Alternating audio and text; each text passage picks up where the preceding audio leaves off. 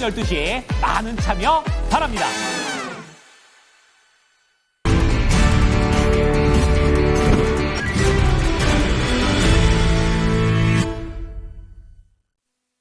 슬기로운 투자 생활입니다. 토마토 투자클럽 이승석 전문가입니다. 안녕하세요. 네, 안녕하십니까. 예, 우리 증시 트럼프 외에는 악재가 없다. 그런데 트럼프도 이제는 악재가 아닌가 이런 생각이 들 정도로 우리 증시 잘 해내고 있습니다. 오름세 나타내는데 전체적인 흐름 먼저 좀 읽어주세요. 예, 2025년도 6월 2일 이승석의 슬기로운 투자 생활 지금부터 시작합니다. 자, 제가 지난주에도 이런 언급을 드렸죠. 일단 지수가 올라올 폭만큼은 한번 올라왔다. 단기적으로 좀 저항을 받을 가능성이 있지만 대선과 관련해가지고 제가 지난번에도 언급을 드렸는데 준비된 표를 하나 좀 볼까요? 자, 보시면은 이게 과거 대선일, 대선으로 인해서 그 이후, 수익률 비교한 표입니다. 근데 공교롭게도 어쨌든 대선 이후에는 그때의 경제 사정에 따라서 좀 달라집니다만 대선 전날, 그러니까 오늘이죠, 오늘. D-1일. 이때는 단 한 번도 주식시장이 밀린 사례가 없습니다. 지금 미국 선물도 약하고, 그 다음에 뭐 아시아 증시 쪽, 일본 증시도 이렇게 별로 썩 좋지 않죠, 요즘에요. 근데 우리 증시 아침에, 물론 뭐 강세가 크게 확장되진 않지만, 조정의 우려가 있었던 상황에서 현재 0.3%에서 0.4% 정도 뭐 이렇게 강세를 유지하고 있죠. 글쎄 오늘 뭐 일단 지수는 쉽게 밀리지 않을 것 같은데요. 자, 이런 가운데 지난주 주말 동안에 해외 쪽 뉴스를 보게 되면은 우리나라의 수출이 지금 화면에 보시게 되면 이제 우리나라 수출이 이 관세 때문에 미국하고 중국에서 감소했다 이제 이 얘기가 나오죠. 내용을 잘 보게 되면은 오늘 아침에 이제 삼성전자하고 하이닉스 주가 움직임이 괜찮죠. 자, 반도체는 전반적으로 수출이 늘어났습니다. 거기다가 최근 관세 문제 때문에 이 고정거래 가격까지 상승을 해가지고 업황 개선에 대한 기대감이 녹아나 있다고 보여지고 이러니까 이제 강세가 나오죠. 가장 안 좋았던 게 이제 화학 쪽하고 이제 철강 쪽이 되겠는데 그 영향이 오늘 아침에 주가에도 고스란히 녹아나 있고 그 다음에 이제 화장품 쪽이 뭐 물론 뭐 미국 쪽에서 약간 뭐 수출이 감소했다고 얘기 나오고 있습니다만 동남아나 유럽 쪽이나 뭐 이쪽 기타 지역에서 수출 호조가 나오고 있는 상태다 보니까 오늘 아침에 보면 화장품이 좋죠. 자, 이런 뉴스 속에 어쨌든 간에 시장 전체적인 그 흐름이 녹아나 있다고 이렇게 보시면 되겠고요. 자, 다음으로는 지금 이제 제가 지난주부터 이제 뭐냐면 요 용어를 자주 썼죠. 내러티브, 그다음에 펀더멘탈. 그러니까 내러티브는 스토리 중심에 움직이는 실적이 아직 뒷받침되지 않은 가운데 이런 기대감만 가지고 올라가는 종목과 실적이 뒷받침되면서 스토리가 있는 기업하고는 구분을 내야 됩니다. 이런 말씀 드렸는데 물론 오늘 개장 초 이후에는 다소 조금 이제 주가가 밀렸던 폭을 회복하고 있습니다만 지난주 미국에서도 보시게 되면은 요게 아이온큐라고 해가지고 미국의 대표적인 원자력 관련주인데 한 6% 이상의 주가가 좀 하락하는 모습을 보여줬죠. 그러니까 원자력은 지난주부터 좀 꺾이고 그다음에 제가 이제 건설, 그다음에 이제 물론 오늘 아침에도 증권주 좋습니다만 이렇게 기대감만으로 가지고 움직이는 쪽은 좀 다소 약하고 대신에 방산주 쪽하고 조선주는 쉽게 안 꺾일 거다. 여기는 왜냐하면 실적이 워낙 탄탄하게 받쳐주고 있기 때문에. 그러니까 이런 부분이 오늘 아침에 시장에 고스란히 녹아나고 있습니다. 그런 가운데 이제 제가 이제 6월 달에 호재성 이슈가 풍부하다라고 말씀을 그동안 계속 드려왔는데. 특히나 이제 중국이 이미 5월 달에 재정정책, 통화정책, 금리를 낮추고 지준율을 낮춰주면서 시중에 한화도 다 150조 원 정도의 통화 공급을 중국이 해왔는데 여기에 플러스 이제 뭐냐면은 6월 달에 경기 부양을 위한 이 재정정책, 그러니까 실질적인 돈을 원래 이 재정정책이 경기 부양의 효과가 더 속도가 빠르게 나타나는 거죠. 이게 이제 6월 달에 있을 예정이다라고 말씀드렸는데 그래서 이제 뭐냐면 대중국 우리가 전통적인 대중국 관련주 그다음에 화장품, 여행, 카지노 뭐 이런 종목군들 뭐 호텔신라 같은 종목들까지 포함해가지고 좀 이번 주를 대비해서 지난주부터 보셔야 됩니다라고 며칠 동안 한 2, 3일 동안 계속 강조를 드렸었죠. 그죠 이제 오늘 성과가 나오죠. 물론 이제 제가 이제 좀 이따 뭐 잠시 후에 보여드리겠습니다만 저는 이제 1차적으로 실리콘투라는 종목을 말씀드렸고 그 이후 그 뒤에는 이제 코스맥스라든지 그다음에 아모레퍼시픽이라든지 이런 종목들이 움직일 수 있다. 이제 이런 말씀을 드려왔고요. 그 외에 본다면 이제 오늘 특징적으로 본다면 철강주가 다소 미국 쪽의 이슈와 더불어 가지고 최근에 이제 어쨌든 철강 가격이 상당히 안 좋죠. 철강주는 오히려 이렇게 주가가 갑자기 밀린다면 단기 트레이딩 관점에서 한번 접근해 볼 필요가 있다고 생각되는데요.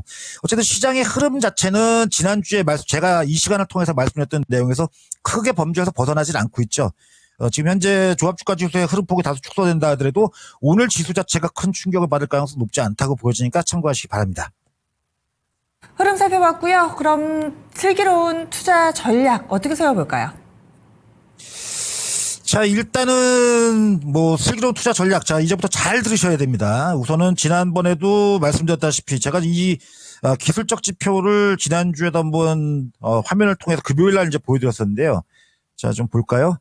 일단 지수는 한번 올라올 수 있는 구간, 그러니까 여기 한 번 정도에 걸릴 수 있는 구간에 도달을 했습니다. 1차 저항이 느껴질 수 있는 구간입니다만, 제가 이쪽에서 이제 여기서 지수가 급격하게 하락을 해가지고 되밀릴 것이다라고 전망하지는 않습니다. 다만 이제 단기적으로 다 급등을 시장이 하다 보니까 약간의 좀 쉬어가는 정도의 흐름, 그러니까 옆으로 좀 누워서 이렇게 쉬어가는 정도의 흐름을 이번 주는 좀 예상을 하고요. 그 다음에 그 이후에 재차 시장은 다시 반등에 나갈 거라고 보여집니다. 자, 이런 가운데 이제 내일이 대통령 선거일이죠. 아까도 말씀드렸다시피 대통령 선거 직전일에는 크게 지수가 하락한 예가 없다 보니 오늘 증시는 이렇게 버텨줄 거다라고 이제 전망하는 가운데 오히려 이제 당분간은 이제 아까도 얘기한 대로 주요한 이슈가 좀 다소 약해지고 그다음에 상승에 따른 약간 피로감 누적 때문에 다소 움직임이 현재 구간에서 좀 둔화될 것 정도는 보시기 바랍니다. 자, 지난주에 제가 이제 가장 좋은 성과를 냈던 종목, 이제 조금 자랑도 섞어가면서 얘기를 해야겠는데요. 우선 태웅을 지난주 월요일 날부터 원자력 관련주 쪽에서 이제 풍력으로 조금 관심을 좀 이동해 보십시오 하면서 지난 월요일 날 말씀드렸던 종목입니다. 오늘까지 해서 단기적으로 약 한 40% 주가 상승이 나오고 있는데, 물론 태웅은 풍력 플러스 이제 SMR 이슈까지 이제 붙은 거죠. 그 재료까지 붙어서 올라가고 있는데, 그 외에도 이제 대명에너지 같은 종목이 최근에 움직임이 좋아지는 이런 모습을 보여주는 거는 역시 이제 정책 기대감. 제가 지난번에도 얘기한 대로 이 대통령 선거와 관련된 테마주와 정책 수혜주는 자명하게 구분을 해야 된다고 했습니다. 그러니까 정책 수혜주는 대통령 선거 끝난 이후에도 정부의 정책이 집중이 되고 돈이 예산이 집중이 돼서 그 산업을 육성시키기 때문에 그쪽에 대해서는 선거 끝나고 나서도 꾸준하게 관심을 가지셔야 되고, 테마주는 이미 지난주 월요일부터 조심해서 매매를 하셔야 된다는 얘기를 강조드리고 있습니다. 여기에 지금 화장품주들이 움직이고 있죠. 화장품주도 이미 실리콘2를 지난주 화요일부터 이제 언급을 드렸고요. 그 이후에 상당히 탄력적으로 주가가 움직이고 이미 나오고 있는 상태를 보여주고 있습니다. 그다음에 이제 지난주 지주사 종목군들을 말씀드렸는데, 지주사가 오늘은 좀 쉬어가죠.